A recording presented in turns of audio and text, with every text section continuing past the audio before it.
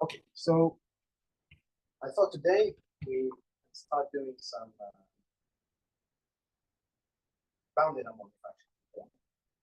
Okay, remember we proved things about entropy, right? And we proved that if the random walk entropy is 0, right? That's the definition.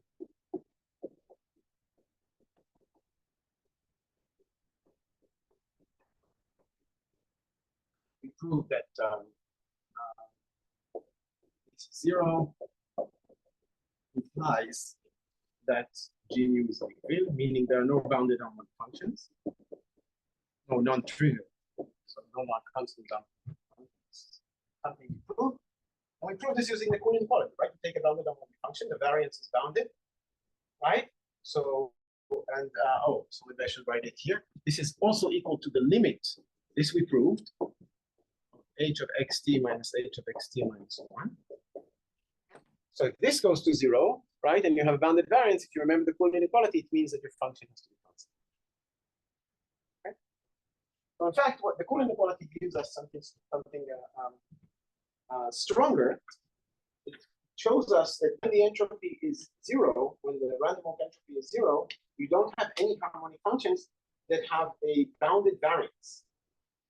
Now you can imagine that you could, I mean, a priori, you can imagine that having a function with a bounded variance does not necessarily mean the function itself is bounded. Maybe the random walk goes to areas where the function stays bounded, right? But there are places, you know, that the random walk has very, very slim chance of visiting, where the function can grow slowly to infinity. So maybe, right? So the bigger the function is, the smaller the chance the random walk could put maybe big values there and still get a harmonic function. And in fact, this is a nice project. I didn't think of it. Can you give me an example? So this is an open question, and I would like to see an example. I think this is even worth writing notes about. I haven't invested enough thought about this, but if you can give me an example of some finitely generated group. Warning: it must be not Liouville. Okay, but, right? It's some random walk, nice random, symmetric, adapted the second moment, or exponential tail maybe, or something like that, and give me a function such that the variance is bounded, but the function as a function, it doesn't know about random walks, is just an unbounded function. There are points that are bigger and bigger, but the random walk kind of doesn't go there. Okay, so if you can give me an example, it would be, I think it would be interesting. Whether well, I mean, if the random walk has a good chance of going where the function is big, then the variance will blow up. So what you want to say is that if I take the areas where the function is above 100, then there's a small probability of ever visiting those areas. Right? Because the variance basically, if you think of it, so kill the function at 1. I mean, subtract the constant and make the function 0 at 1. So the variance is just the second moment of the function on the boundary. So this is something that grows if you visit areas where the variance. So on average, it's asking on average, how big are you at time t? So it depends where the random walk goes. So you have some groups where they typically go, think of a lamp light. Has typical places where it goes and it has places where it doesn't visit at all. You can somehow make this function harmonic, but still have it, not bounded. So you make it grow in the places where the random walk doesn't typically visit. So it has a very, very small chance of it. Okay, imagine that the function is of size r, and the probability the random walk at some point, and the probability the random walk gets to this place where the function is size r is e to the minus r. So, so this will have definitely a bounded variance, but formally it's an unbounded function. So I would like to see an it. The reason that it's not Liouville is because we also have the other direction. The Coulomb inequality will tell you that if you have a function with a bounded variance, non-constant function with a bounded variance, okay, then the Coulomb inequality tells you that the entropy must not go to 0. Otherwise, the Coulomb inequality, this will not go to 0. Okay? So the random walk entropy will not be 0. And once we have the other direction, this will tell us that I actually have a bounded harmonic. Okay, so you cannot construct such an example that I was just talking about in a Liouville set. has to be non-trivial by the other direction that you move. Okay, so this is the other direction that we haven't proved yet of the what's called the entropic criterion. Criterion. That's how you write it. Yeah. Okay. Yeah. Okay. And sometimes this is also called Kaymanovich-Velshik criterion, okay, because it appeared in some paper. But okay, they put it together. Yeah, maybe call it Kaymanovich-Velshik. I don't want to get dispute who has the rights to the series of works by Delaney, Davies, Blackwell, and culminating in the famous paper by Kaymanovich-Velshik. They knew some stuff before that, but those things were the Cold Wars or something. West.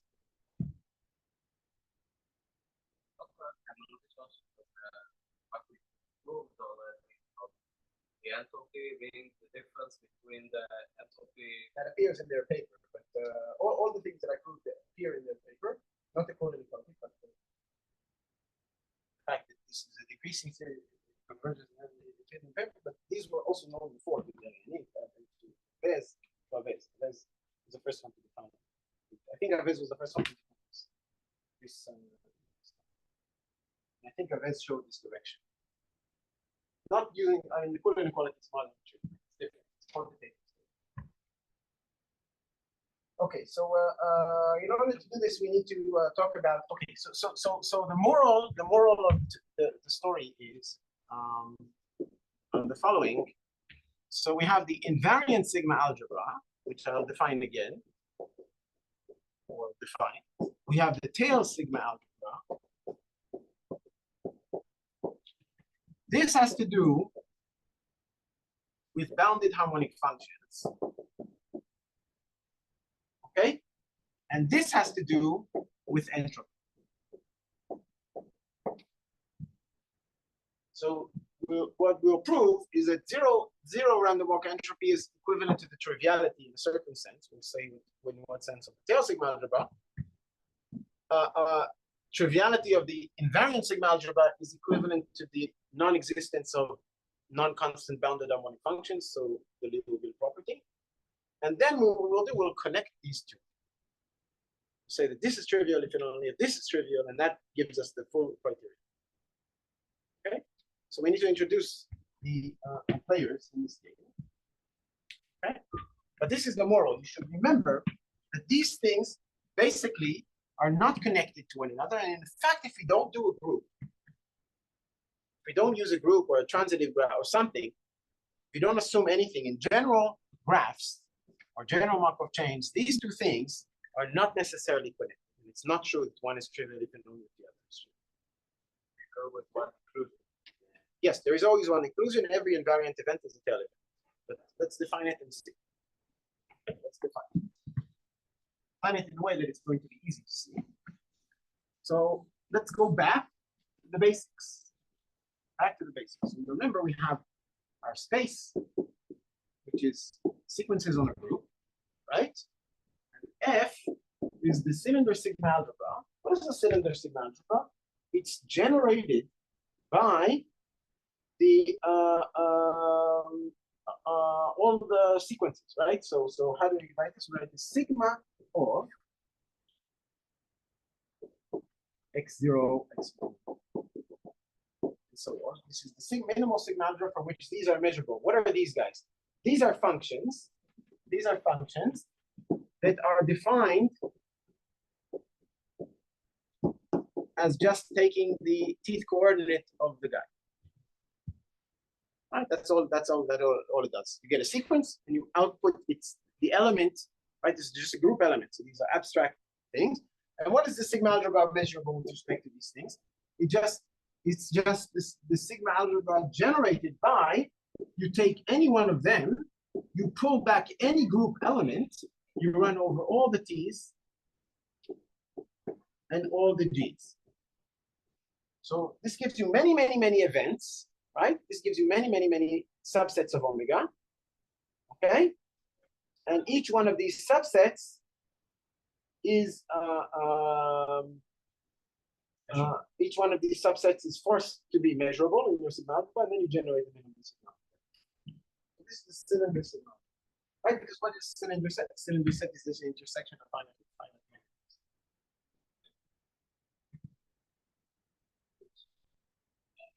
minimums. Now, what would be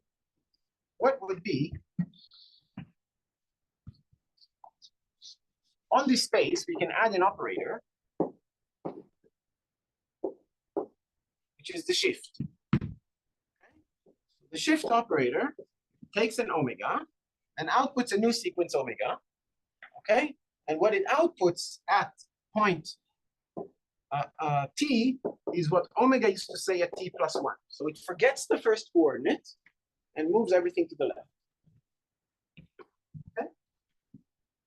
It's the only meaningful thing you can do for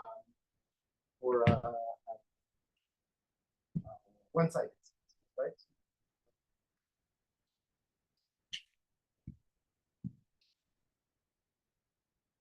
Okay, what can we say about this guy? So for example, we can ask for the sigma algebra generated by everything starting from a certain time.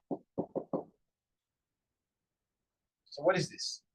This is again the sigma algebra generated by, now we do x t plus j minus 1g, run over all the g's and run over all the j's, right? But now you see it starts from t.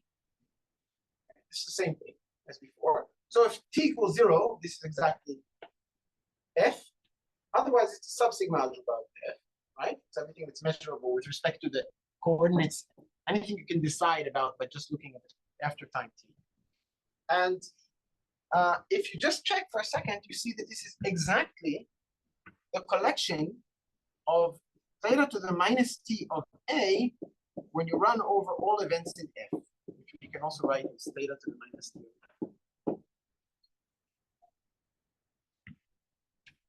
Right?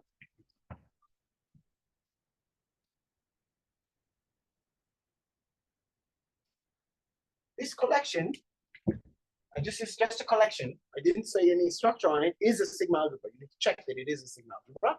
And it's exactly this sigma algebra. Okay, so to verify the details, but it's true.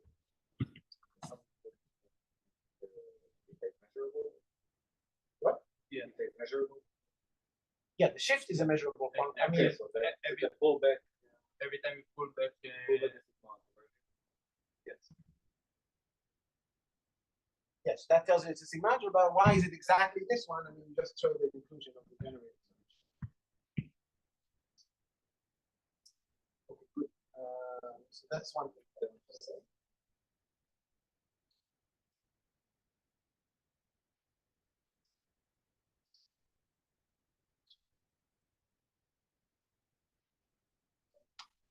Now we can define an equivalence relation. We can define a few equivalence relations on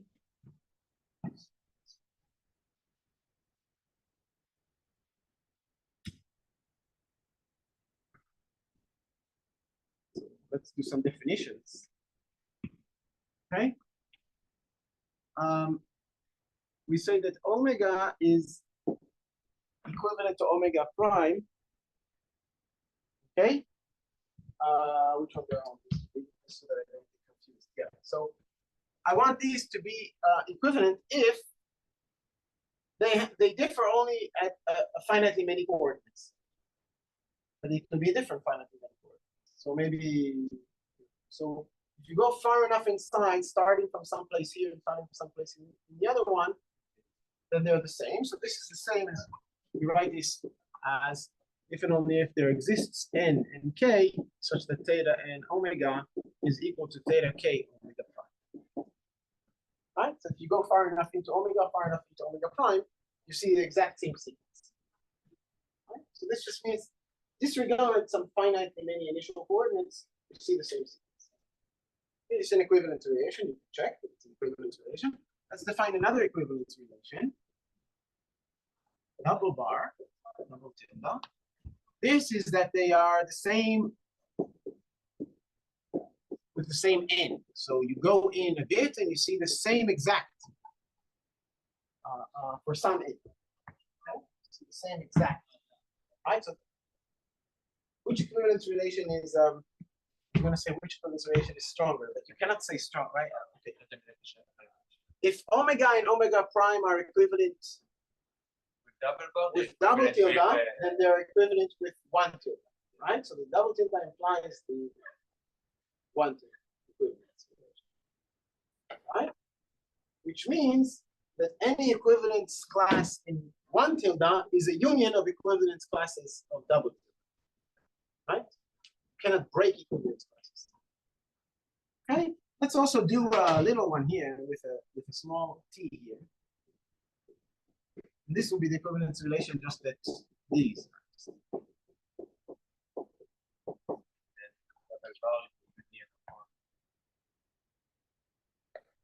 So if you're equivalent for some t, then of course you're equivalent for double, right? So this means that you cannot break these with one of these, right? And every equivalent class is the union of all those. Yes. Okay. One more thing is that I want an event A. You can talk about subsets, so it doesn't really matter if it's an event, but respects. The second and the third ones just mean that you are the same on some place, right?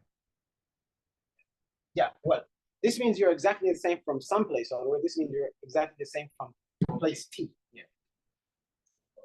Yeah. So A respects an equivalence relation. Now we use the symbol, so let's use a different. So let's use an equivalence relation like this.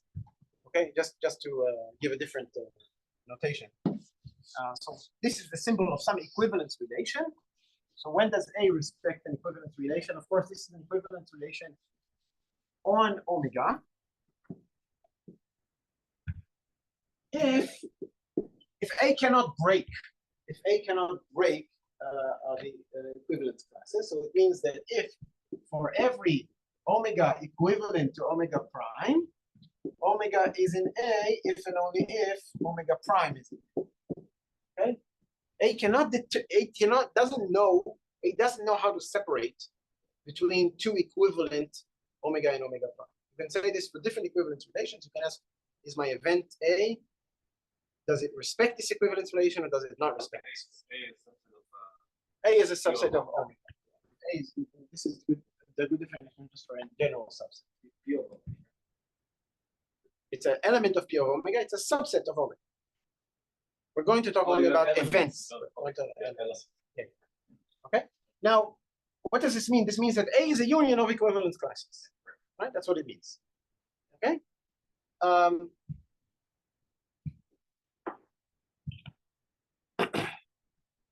Okay. If you take an equivalence relation and you look at all the events that respect that equivalence relation, okay, that's closed under complements, that's closed under countable unions, right? It contains omega. So it is a sigma algebra, right? This is one way to create a sigma algebra, is take an equivalence relation and take just all, which is what I said, is take all unions of one way of looking at it is like measure confrontation or something like that. Yeah. So, for example, if you just want to create some sigma algebra on omega, you have an equivalence relation. What you're doing actually is you're dividing omega by this equivalence relation. You're viewing every equivalence class as a point, and then you're taking the full sigma algebra on that quotient, and then you lift it to the sigma algebra on the map from. Right, since you took the full sigma algebra, any map from omega to that quotient is measurable, right? And you take the projection map, which maps every element to its equivalence class, right? And this projection map is measurable, and you pull with that measure back the full sigma algebra, and you get. So this is one way to create a sigma algebra. Okay. the sigma algebra created by first one is called the invariant sigma algebra. The sigma algebra created by this is the tail sigma algebra, and the sigma algebra created by this is exactly the sigma algebra, which is sigma of xt plus 1, and so on. Okay, so let's see what these are. So exercise. Let's give a definition. Let's give a definition. Define I to be all events in F such that theta to the minus 1a is A.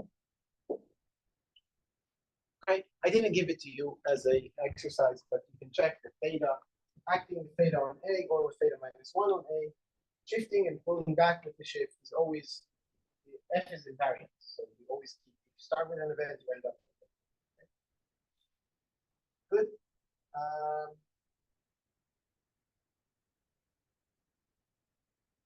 Okay, and then we need T. So remember we had, we're going to define sigma T. Sigma T is going to be just this one. Okay, sigma algebra. Okay, and tail is just going to be the intersection of all the sigma T's. And the intersection of all sigma T's is sigma. The intersection of sigma algebras is sigma. Okay, these are definitions. Exercise.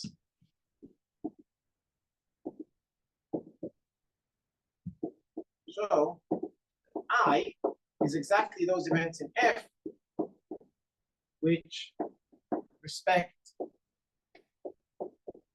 tilde, that tilde over there. Okay, and T is exactly those events in F. I should do first sigma T. Sigma T is exactly those events in F which respect double tilde T, right? Okay, and the tail sigma algebra is exactly those events in F which respect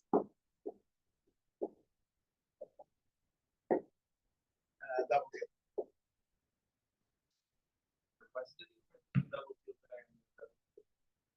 Double tilde T is they identify. So let's draw. Let's draw the picture. This tells you that for some n, they are the same from that n, and this tells you for specific t, they're the same. Maybe the picture wasn't so right. The question mark is important. The question mark is there exists n, and that's exactly coming from the intersection. Right? If I look at if I have some n from the nth place, they look the same, and I top off the first n coordinate, then they're the same. Yeah, this is the first one. The second one is for fixed coordinate, fixed in advance, right? Yes. The first one, the parameter appears here. Here, there's no n. Okay, and you can see that it exactly goes in the right direction. Why exists becomes intersection and not union, because if you want to respect something, right? So if A, what does this mean here? A respects this. What does it mean? It means that it has to respect this for every t. Because respecting goes kind of in the other direction. Okay? For every this time exists becomes an intersection, because respecting goes kind of, it changes direction. Before yesterday's talk about what it kind of reverses it.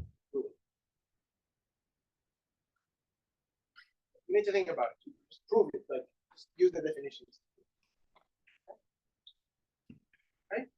But now that so you see that the coarser the equivalence relation, the bigger the sigma algebra gets.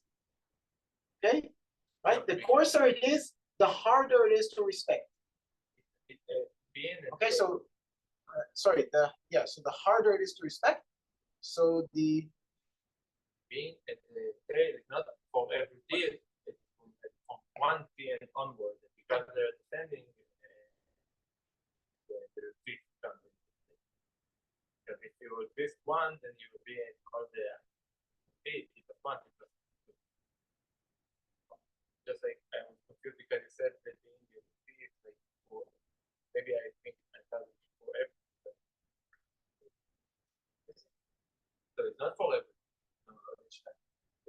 ואז בגללה של הסיגמה, אבל זה לא קורה. Okay, you can prove this just by definition. Yeah. But I'm just saying the course. Who are the courses? This is the courses, right? It's union of this.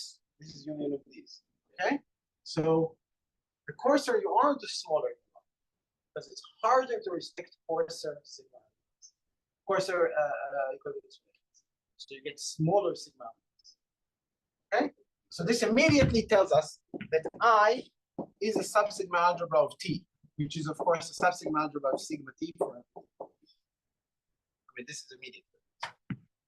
Okay, but you could see this from the equivalence relation. Okay, so every invariant event is a tail event. What are tail events? Tail events are events that you can determine without fixating on any finite number of coordinates. Okay, typically, what is a tail event? A tail event is that you do something at infinity. What does this mean? For example, the event. Let's give an example of a tail event. And even a tail event that does not depend on an invariant. Okay, here's an exercise, but you'll see immediately why it's true.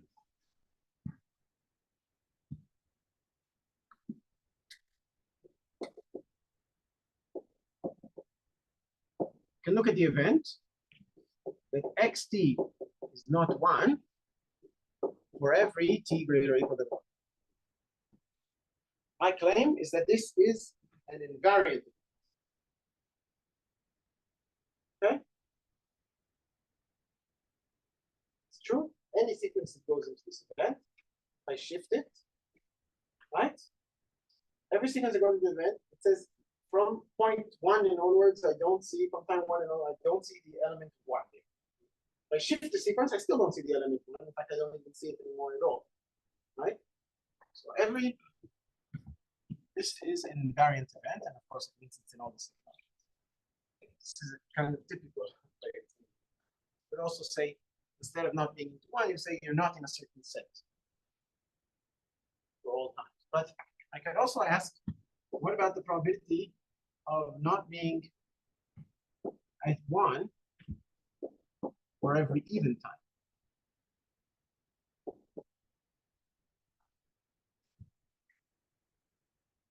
This is not an invariant event. Why? Because you can have a sequence that takes a step and goes back to 1, right? Sorry, you can have a sequence that starts at 1, then that comes back to 1 at a time. Yeah, odd times. Think of Z. Just some odd time. Well, Z, Z with 0. Z, these will be the same. So, okay, let's do it this way. Okay?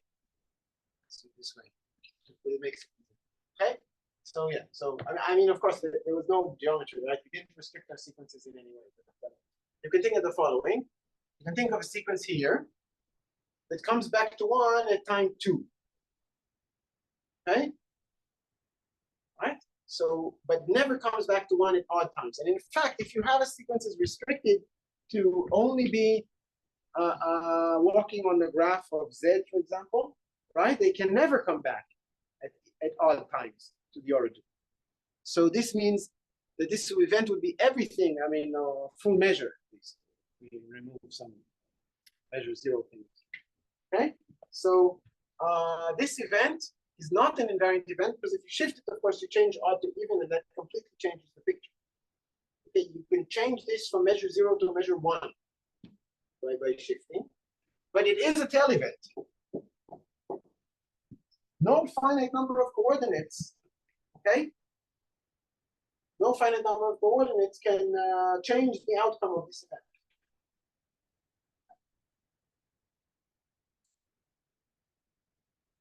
No, finite number of coordinates can change them.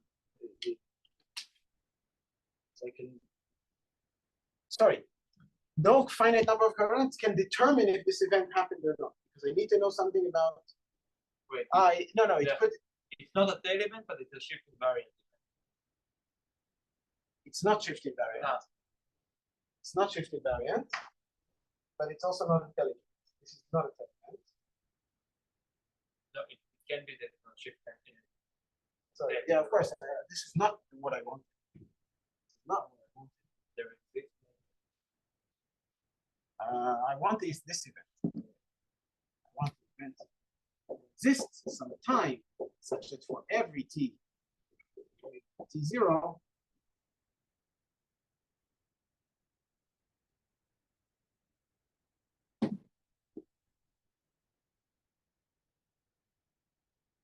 yeah, so this is invariant, but it's weird. But okay, let's do another invariant event. There exists sometimes such as for every t greater than t0, xt is not 1. This is also an invariant. This is transient. This is don't come back to the origin after some time. Okay? This is also an invariant. But if I would change this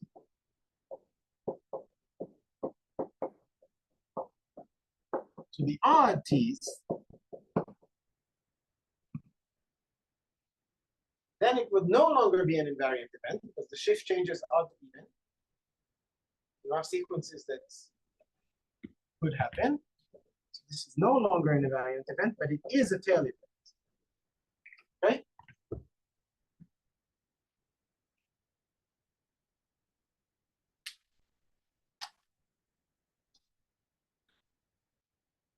You should think of invariant events as something that happened in the future. But tail events could have a parity to them in a certain sense. And this is the line kind of, this is hinting at what is the difference between tail and invariant events and why it has measure 0 in a certain sense. In a certain sense, it will show.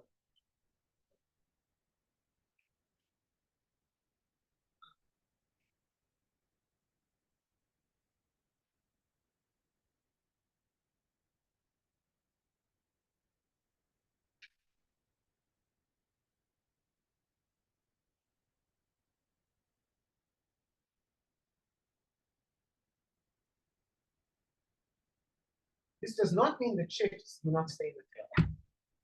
Okay? If you have a tail event,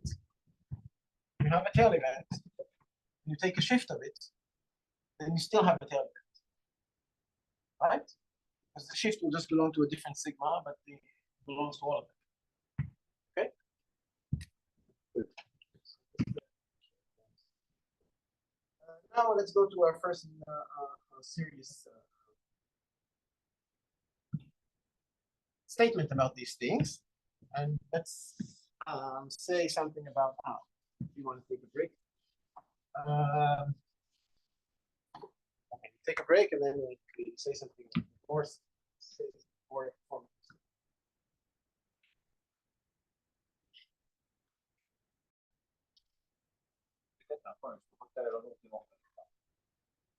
Okay, so let's do something slightly more interesting. Let's say what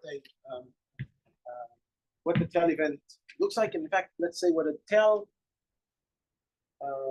random variable looks like. Okay, so random variable measurable with respect to the tail sigma. Okay, so exercise. Yeah. Following our equivalent, one, y is going to be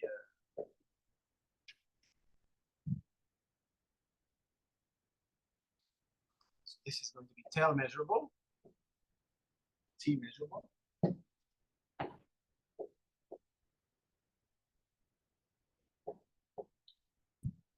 So you have a function which is measurable with respect to t, meaning you pull back any element here and you get a tail event.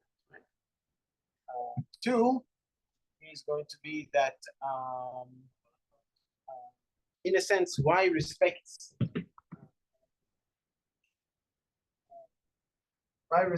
this double t relation for every t. So let's write it for every omega double t omega prime. Okay, if you take 2 double t, y of omega is equal to y of omega prime. Okay, and this is for every t. They measurable for any sigma. Yes. Okay. 3. So we could have an exercise. 1t would be exactly sigma t, and sorry, no. Let's do it. Sorry, let's do it this way. This is sigma t measurable. This is the same t. Okay, we fix a t. Okay, then we can get it for the tail. Okay, yeah. Sigma t, and 3 is that there exists a f measurable. So this just means a random variable, right? But I want to stress that it's a function, right? There exists some z, which is so just a regular random variable z, such that y is equal to z composed with theta to the t. So a sigma t guy is just a t shift of a regular guy. Okay, that's what I want.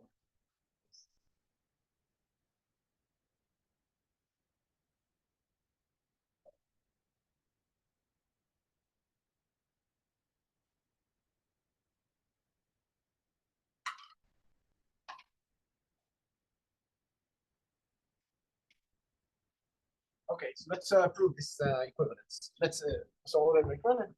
I think we just want to do. I hope I wrote it in the right order so that we just prove 1 gives 2, 2 gives 3, 3 gives 1. Okay. So let's try and do it. You guys want to help me solve this exercise? I don't know. Okay. So what do we need to prove?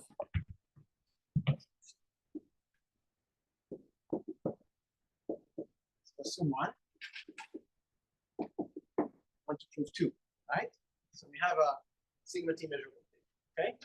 This means every pullback is measurable with respect to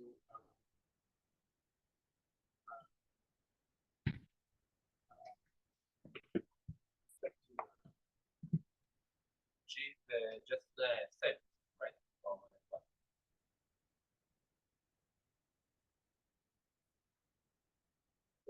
just a set.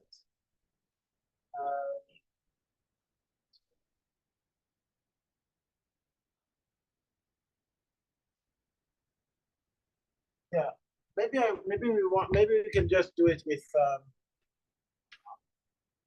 the complex. Let's do it with the complex. It's also true for sets, but it's in fact easier. No, if you want to do it on Okay, so let's do it with this. So let's assume 1. Okay, so I want you to notice for 1 gives 2. We're going to recall that sigma t is exactly theta to the minus t applied to it. So every event here is some pullback of an event of a cylinder event. Okay? So the event y is equal to some complex number. Okay. Now this is in sigma t, right? Because we assume that y is sigma t measurable, right? This is the pullback. Okay.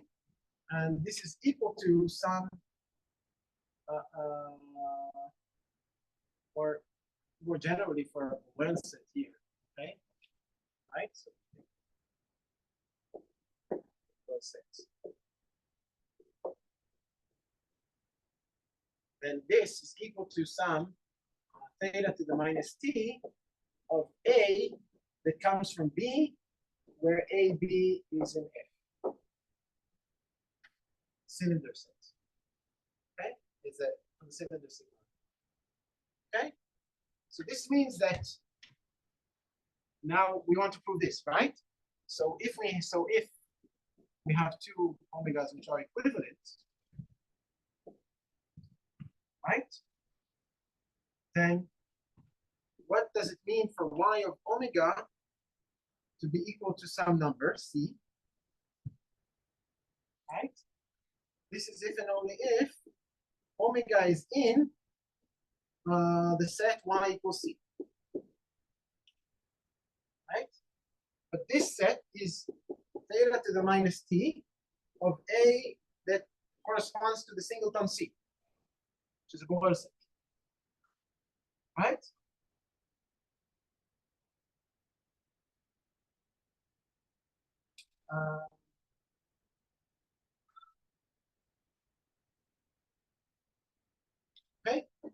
So omega is in this set here, right?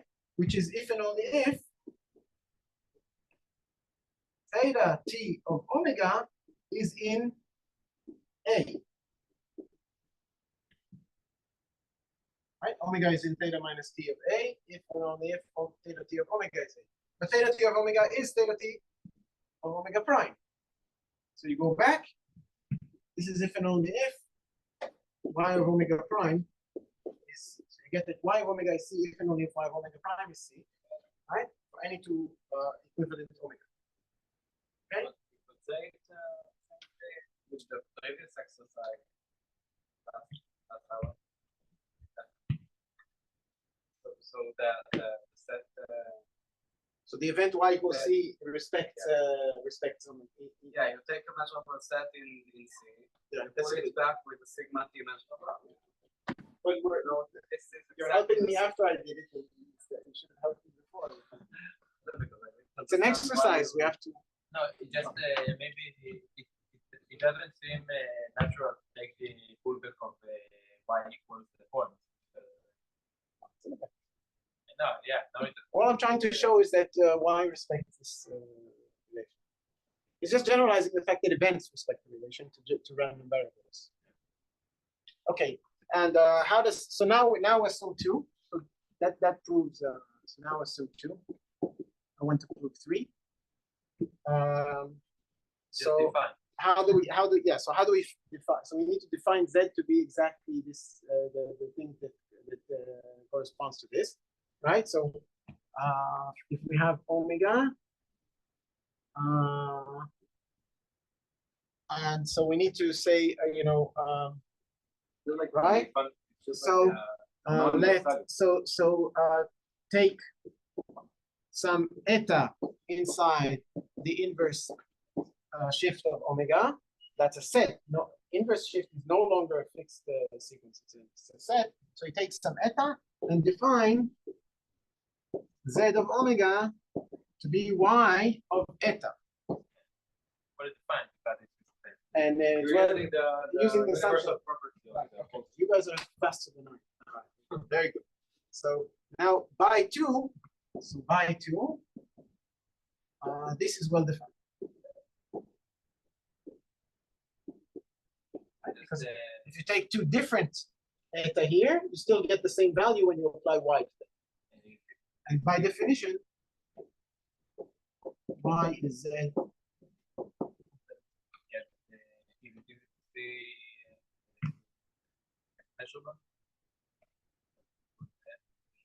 Yes, it's easy to see. Well, I mean, just pull back into one set. Okay, I mean, let's do this. If I take a Borel set, and I do this. Okay, so what's this? This is a set of all omega, such that z of omega is in B. And when is z of omega in B? Right? Z of omega in B is if we can write exists, but or for all, right? So we can write here for every eta in theta to the minus t omega, y of eta is in B, right? You can write this. You can put exist or for all, it doesn't really matter. Okay, but this is exactly the set. So you're looking at the set of all omega, such that if something, if the theta t of eta is omega, right, then y sends it to B. So this is the set of, and it's all of these thetas, right? So this will be the same as saying theta t of all eta such that y of eta is in B, right? You just take the image of eta for all the etas that go in the y sends it to. It's the same thing.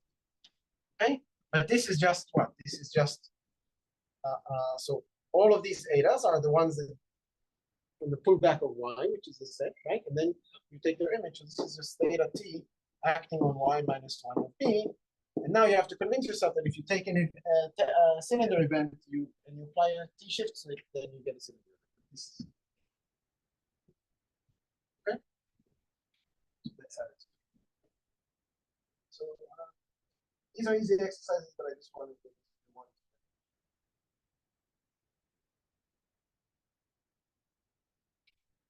Okay, so what does this mean for tail random variables? For tail random variables, this means that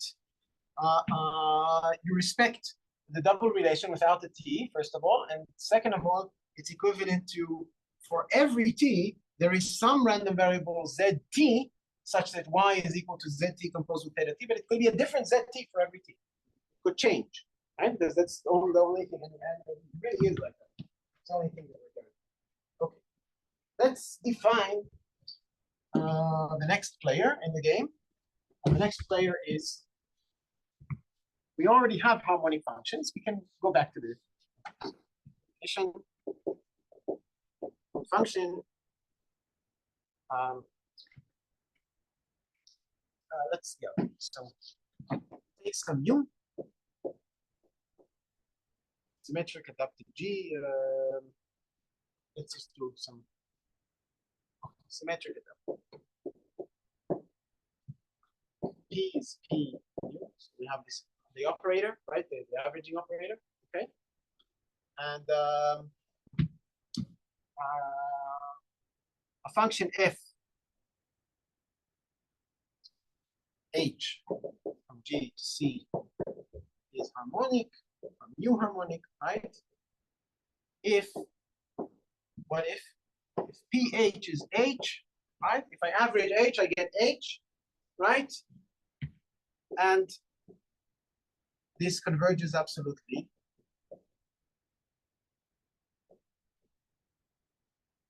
What is this converges absolutely? This there's a sum here. So you have to take the average of H absolute value, that converges absolutely, and then when you take the converging sum without absolute values, you get exactly the H, right? It's a different way of defining the. So this is just a reminder, but now here's the new definition: a function f. Now this function is going to be, okay, let's call it this. Okay, this is function going to be from G times n to C. So there's a space component and a time component. This is the way I think of it. Okay, function f from G times n to C is parabolic or mu parabolic. Sometimes this is called space-time harmonic, but I like the word parabolic because it's not harmonic in the time component. Space-time harmonic would hint that if you average the t's, if you average the x's, somehow it's parabolic. If, I'll write it this way, pf, I put a dot here, I fix an n here, is equal to, so if I average these guys, I get the previous one. Okay? I shouldn't do an n plus 1. We can think about the sequence of functions. Yes. That's the next remark that I'm going to say. So n plus 1. This is because I want it for every n, right? So you cannot do it for 0. Okay? 0 has no restrictions on it, the 0 function. But if you do time above 0, then when you average, you don't get the function at the same time, but you rather get the function in the previous time. Okay, so you get this function. Okay, and converges absolutely. You always ask for these sums to converge absolutely. Okay, and exactly like Nadav said, this is the same exact thing as thinking of one function for every n.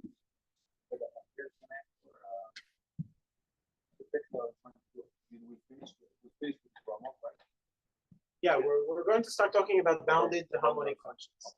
We're trying, I said in the beginning, we're trying to connect the tail and invariant sigma algebras because one has to do, invariant sigma algebra has to do with bounded harmonic functions, and tail sigma algebra has to do with entropy. I want to connect the two. Okay, what's going to happen now is that this is going to be the object that has to do with the tail sigma algebra. There's an extra time component that comes in. Okay, and this is going to be our tool how to connect the two different things. So, parabolic. So, point of view.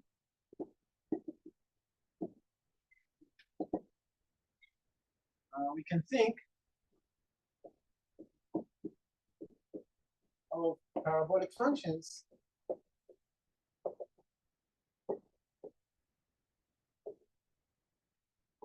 as a sequence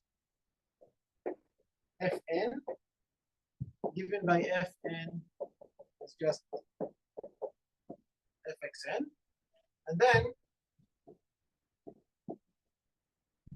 what we have is that, of course, we want this to converge absolutely, but when we average the n plus 1 function, we get just go one down. Okay? And it's very easy. Remember, do you remember that we showed that when we have integrable, when we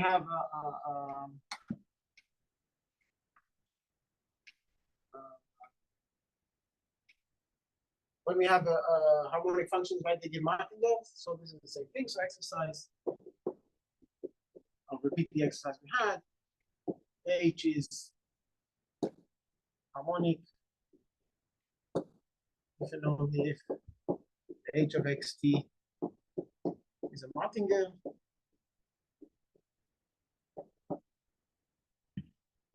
F is Fn. Well, that's right. F is parabolic if and only if what? So here you can look at x at time t, and you can also average but you have to go down in the time coordinate. So here you have to add. So this sequence is a sequence in t is a martingale for each fixed in.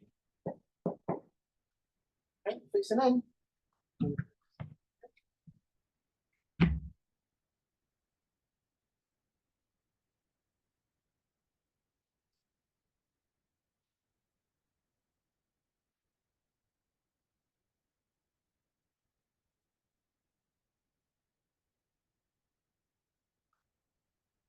In fact, I mean, of course, one direction is to say that f is parabolic. I don't need to say that it's a martingale with for each fixed n. If I get a martingale for n equals 0, then it's already enough to say that it's parabolic. Okay, but two directions. One is, I mean, same for each n in one direction for some.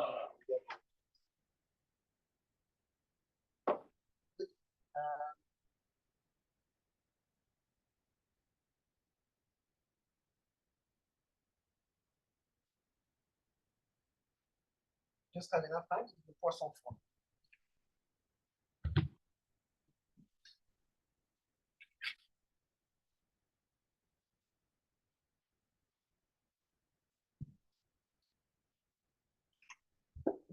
So,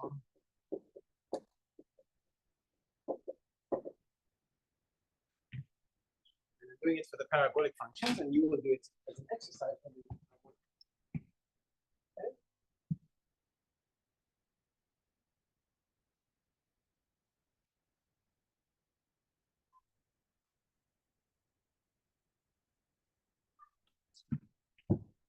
So let L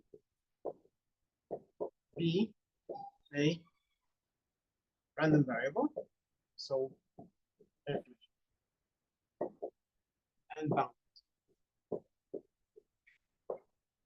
Some bounded function, measurable function to complex numbers. Sorry. Yeah. So assume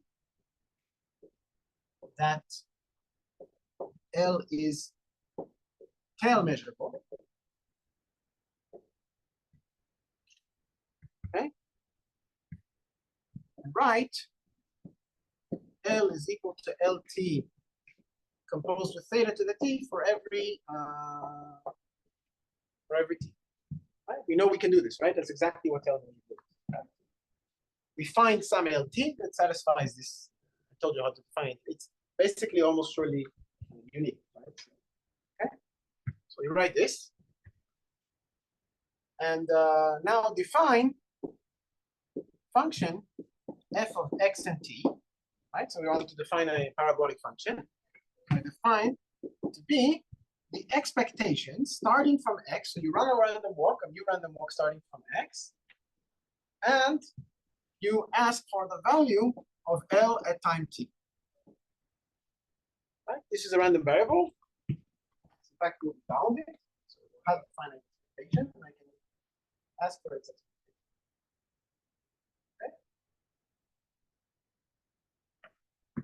Okay? These are, of course, they must be bounded, right? If they're not bounded, then I have a problem. Okay. So proof. Okay. So then, so this is called FL. FL. Start with an L, we get an FL. Okay. Then FL is a bounded parabolic function. Okay, so if you start with a bounded t measurable random variable, you can get a bounded parabolic function. And the opposite is also true, right? How do you do the opposite? On the other hand, if f is some bounded parabolic function, then L, we can define it to be LF, okay? Start from F, now you get an L. Is the limb, we can define it to be the limb sup. This equals to infinity of f x t f t. Okay? And the F is a bounded, right? So this is always well defined. The bounded function takes a limb sup of the bounded sequence.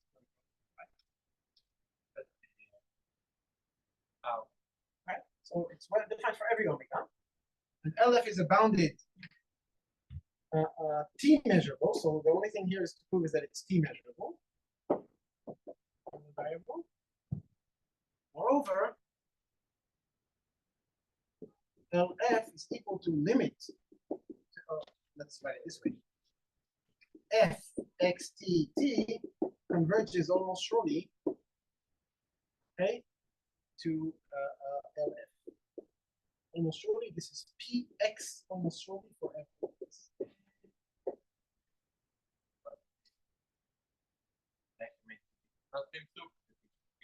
It's a limit. The limit exists, but only up to measure 0. The reason I define this because I want this is a pointwise definition. I want to define some random variable. Yeah. You define it using. I can say I define it to be the limit, and on the set where it doesn't convert, I define it to be 0. But I just define it to be the limit sup, and that's It is dependent also the limit. On the full measure set. Limit is only on the full measure set, not formally, not further. Okay, that's why I did it a bit. And finally, this is still the proposition. Finally,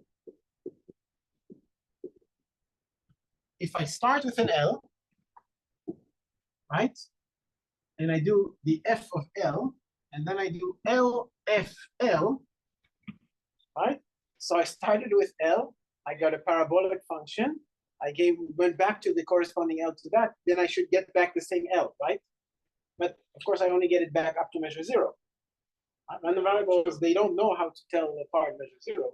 So this is equal to L. To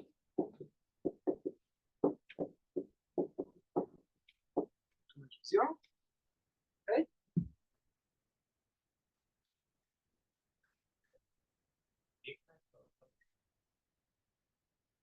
Yes, this is the uniqueness of that. But this is like this is giving you a bijection between bounded parabolic functions and bounded t-measurable random variables, right? The bijection is up to measure 0. Since if you go back and forth, you can change measure 0 things.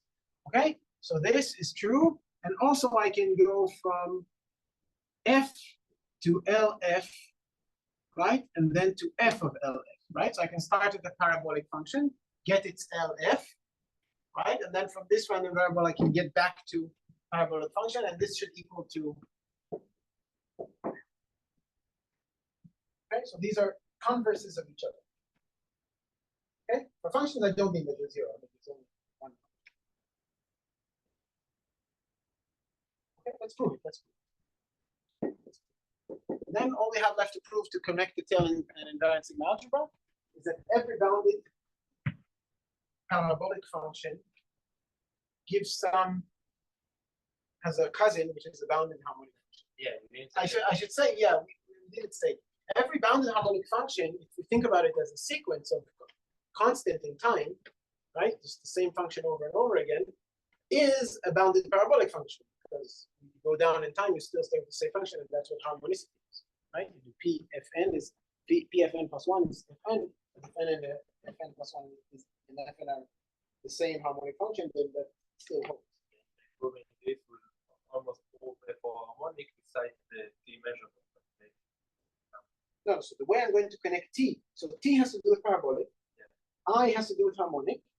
No, Okay. the Poisson formula for harmonic function. Yeah, so that I'll give you as an exercise. It's almost the same. It's the same thing, just where you place I's with T's and harmonic parabolic. Okay. And here it's a bit easier because you don't need these data functions. Okay, so let's prove this. And, basically, this is the same proof you can use for the harmonic case is easier. You see why this is called the Poisson formula? These guys are like are the boundary values, and you're averaging them to get your parabolic.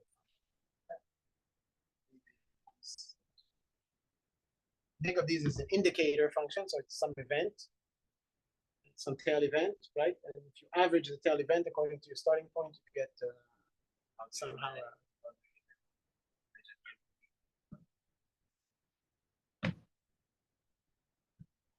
So good. How do we prove this?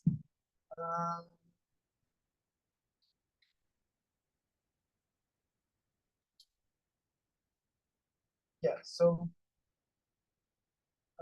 let's see. So what is so first? Okay, let's start. So we start with an L, and we have FL, and we want to prove that this defines a bounded parabolic function. First of all, this is bounded because these are bounded. These are bounded because this is bounded.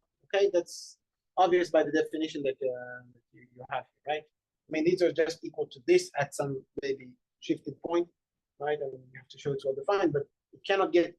This cannot attain values bigger than what this. The L infinity norm of LT is always bounded by the L infinity norm of L.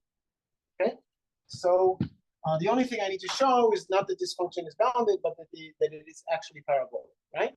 So how do I show that it's a parabolic? Well, I told you it's equivalent to showing this is a martingale, right? It's enough to show it for n equals 0, that this is a martingale. Okay, and so how do we show it? Well, so let's see. So this is what is equal to, by definition, this is equal to the expectation starting from the point xt of LT. Right? You have to be careful. Where is the randomness? The randomness is here. Randomness is here. Okay, everything else is fixed. Right?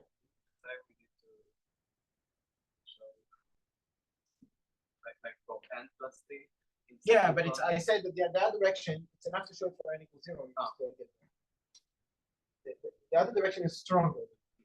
Show it for every n, and it's enough for n equals 0 to get this. But then this proof will also work for n plus t. You'll see in a second. It doesn't matter that this t and this t are the same. Okay. Why is this true? Wait. This is after. Okay, so you start with an n. Okay, I start with an L, I have FL, and by definition, this is what it is. I mean, you fix the value of this guy, okay? Yeah. The way you need to think about it is that you fix the value of this guy, and this is, and you start from there, okay? But what is this equal to? Well, this is equal to what? It's equal to the expectation, okay? Starting from some x, okay? Of what? Of I want to evaluate this on a sequence, but I want to start from this xt, right? So this xt ran for time t. So I'm actually looking at this. Right? actually looking at this. Okay, and I'm conditioning on ft. Okay.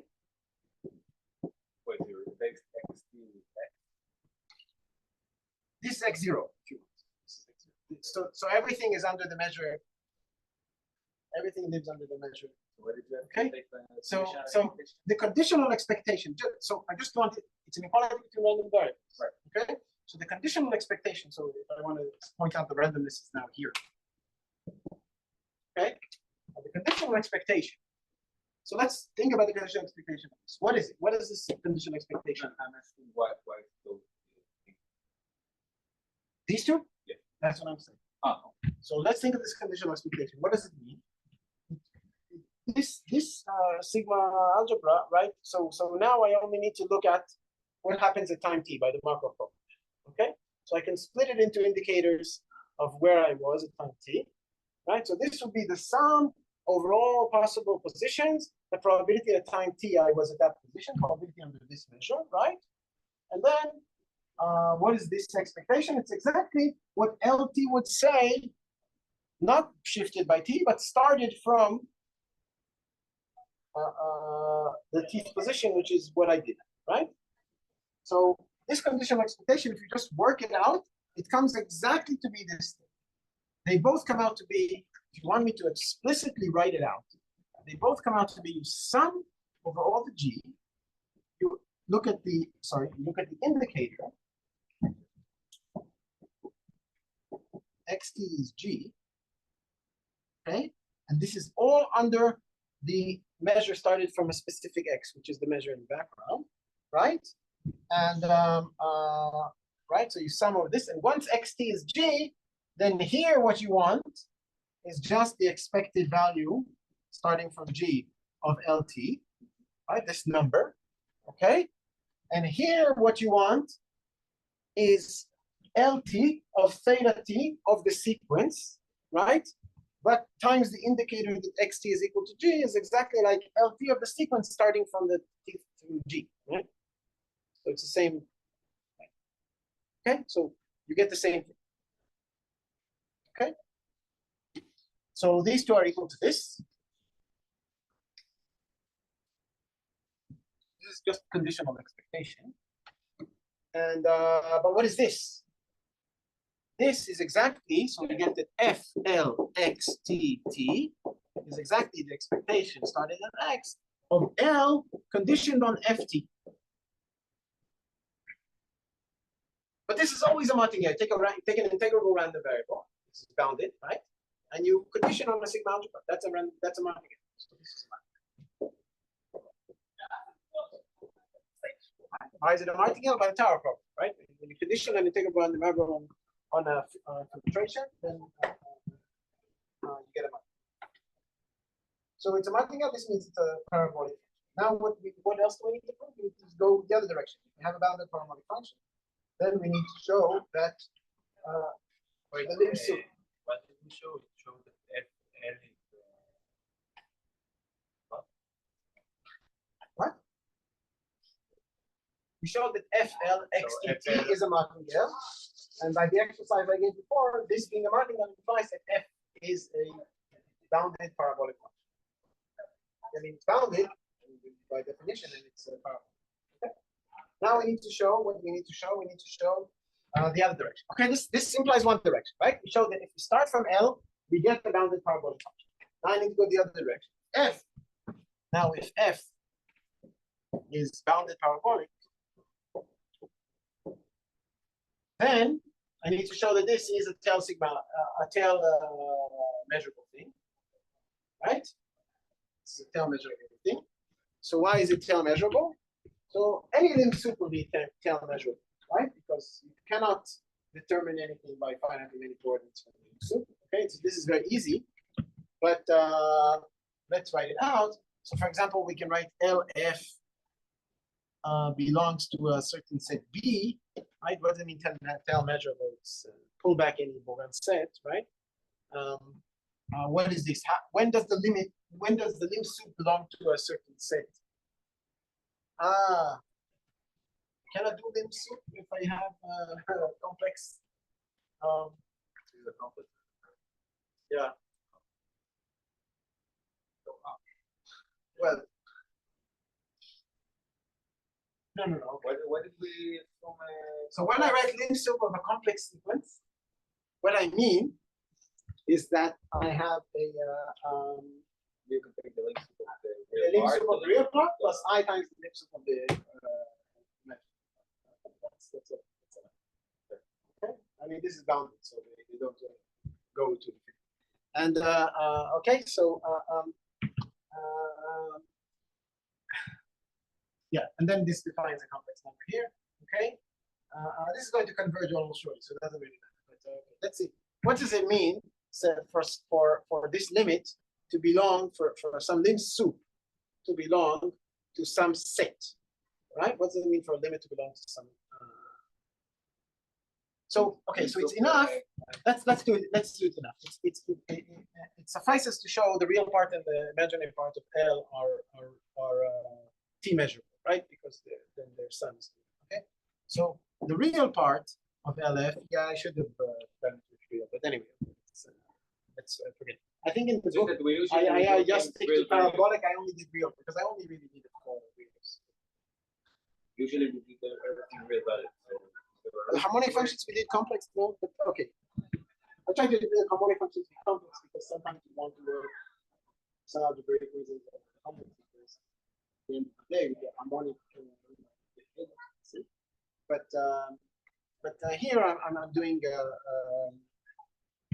yeah, I think in the book I define the parabolic just in the real case because I only need them for this chapter, this connection between the tail and they're the natural object that arises when you tell sigma algebra, but then you only really need to talk about, so the only thing we move to functions is because random variables and things like that is to generalize a bit events, but we only need like indicators at the end of the day, right? So we really only need to talk about real. Can you maybe instead of dealing with what is lim sup or defining it like you said, you can first show that f of x t actually converges? Yeah, we can show it, but then how do I say that it's measurable? Then I need to say that it's enough to check open sets or something like that. But the general Borel set, because the open sets generate the Borel set, just a pain. We talk about real value things. Let's do the real value thing. So it suffices to look at this.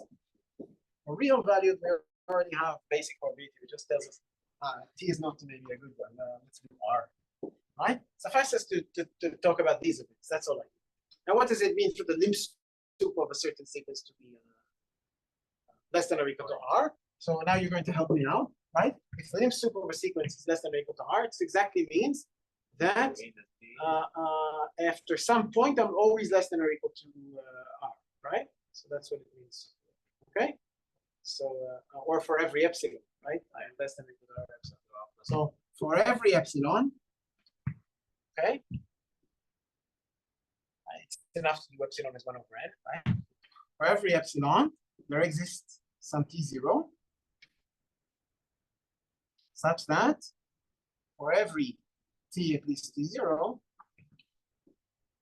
the real part of f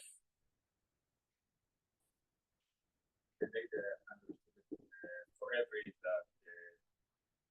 the section and the I didn't teach you this? you thought of this the day I understood it for the people of my okay. One thing you take in mind. So, right? So this is less than or equal to R if for every epsilon I'm less than or equal to after some point I'm less than or equal to R plus epsilon, and we can of course take accountability. Epsilon is not so important. So this is exactly the event of this is the same event. Okay, just rewrote the event, and you guys are already grown up, so you can do it in your head, right? And okay, this is the same event. Now, all these guys, where do they live? They live in. So this is what am I trying to say? Yeah. So this, right? This looks only at the xt. Right? Where's the randomness? Only here. So this thing only depends on xt. It's specifically this thing lives in sigma of xt. Okay? If Right? you do an intersection from T. The intersection from T0 means that this thing lives in sigma of x, what we call sigma T0, right? Right? xt0, xt0 plus 1, blah, blah, blah. Okay? And then,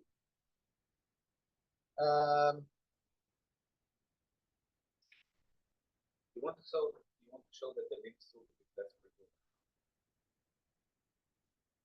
I want to measure. This event is the Yes, yes. image of the And the event that the link Well, that when we define a measure, random variable using link soup, Yeah, maybe I did it wrong. Let's see. think the intersection something like this. Maybe I should have done it bigger than R. Doesn't matter, right? It's the complement. So yes, why is this? Because I have the union of the T0s and I want the intersection of the. I would just say the link soup was like less predictable. Say that for every. But why is it a tail? I mean, it should be true because changing finitely many coordinates will not, any finitely many coordinates will not change the limb suit. That's the idea. Okay, so it's the same idea as before. You want the maybe- intersection of the T0. saying that the link soup of this segment is the same as the link soup of the segment from time t onward.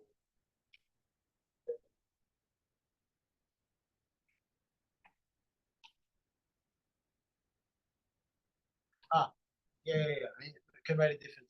Yes, thank you. So that's better. That's better to do it. So, okay, let's rewrite this again. Okay, so yeah, because we need an intersection of the sigma t's. Okay, so again, this event, this is the same. Okay, so let's actually first put it here. So for every n, there exists some t0. Okay, such that for every t greater than t0, f x t t is less than or equal to r plus 1. This is the same. Now I change this. Why? If after some point you're always less than or equal to r plus 1 over n, this means that for any point you give me, after some point after that, you're less than 1 over n, right? So this is what I want. So this is the same thing as for every n. Okay, this n won't matter. I mean, for every n, and for every, we should write T1. Not so great, but so for every t tilde, just to make it a little bit different. Okay, there exists some t0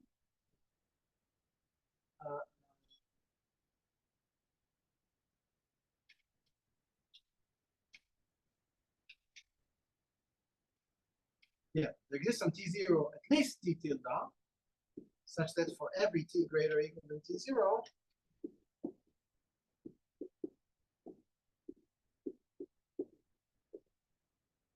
okay, I didn't change it. And now what this becomes is that you see when I freeze this t tilde, this whole event, right? This is measurable with respect to sigma of t tilde,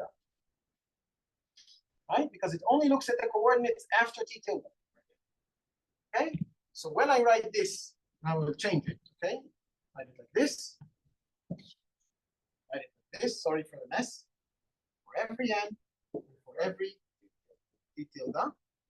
Okay, when I write this intersection, this whole guy belongs to sigma of t tilde.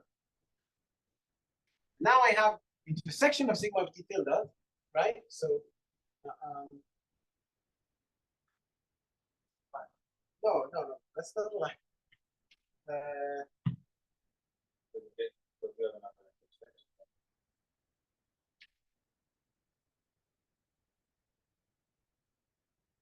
Why do you need n? For the epsilon, for the link soup. Yes, but, Doesn't Maybe- matter if everything inside of the T. I'm doing it wrong. This is not the right way to go about it. The right way to go about it, and we do it next time. I mean, it worked out, but I'm writing the wrong picture. The right way to go about it is, remember, it's just to show. We'll do it next time.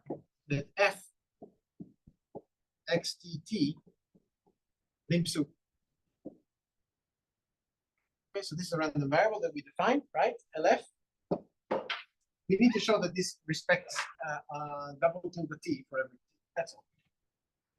And that's easy because if you take two sequences and they agree from t onward, then of course the lim sup they give is the same, right? You don't care about it. That's what that. Okay, yeah, I got lost in my own. But the train of thought should tell you that you respect. That's the way to think about this. Tell sigma. Why would it be so high measurable?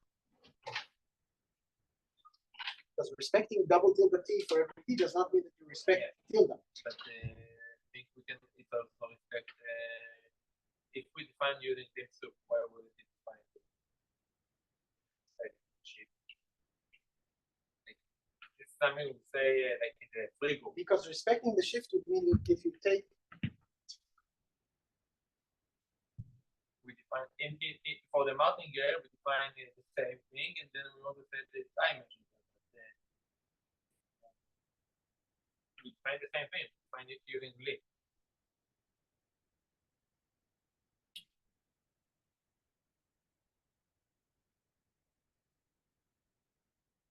First of all, it's not a contradiction because you get no.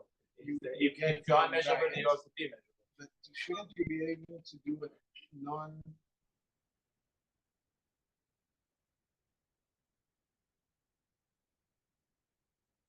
No, it's not. It's not. I'll tell you why. Because if you take the lim sup and you shift, so what happens when you shift? Apply the shift, you get here xt plus 1. But here you still get. This function maybe converges.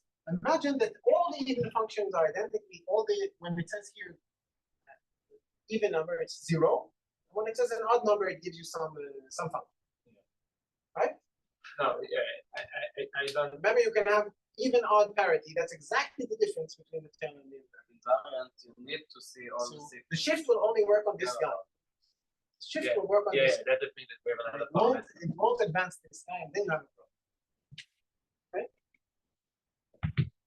We'll go back to it.